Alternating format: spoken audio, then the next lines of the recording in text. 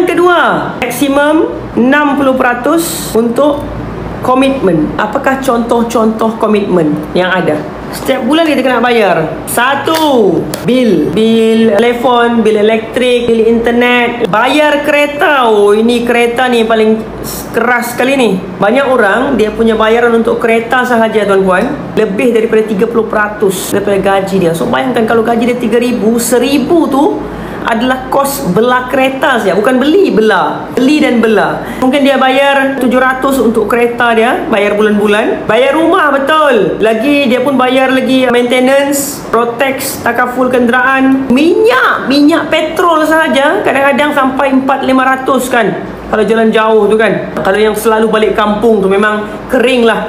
Tuan-puan cuba, pernahkah ukur berapa penggunaan minyak kereta setiap bulan? Penting ilmu macam mana cara mau jimat minyak kereta. Walaupun mungkin penjimatan itu setakat RM50. RM50 tu kalau 2 bulan simpan, boleh sudah menabung emas gap. Tambah sudah RM100. RM100 kalau konsisten setiap bulan sampai setahun, berapa gram sudah ada. Ini semua tentang mentality dan habit kita, okay? Apa lagi? Makan minum. Makan minum yang saya maksudkan dekat sini adalah makan minum yang keperluan, bukan makan minum yang pergi food hunting, pergi try viral sana viral sini. Itu tak dikira, tuan-puan. Saya sebulan 400.5. Wow, mungkin rumah dengan tempat kerja jauh kan.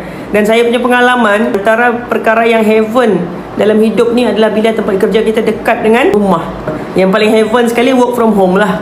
Paling heaven lagi sekali tak bekerja ada duit.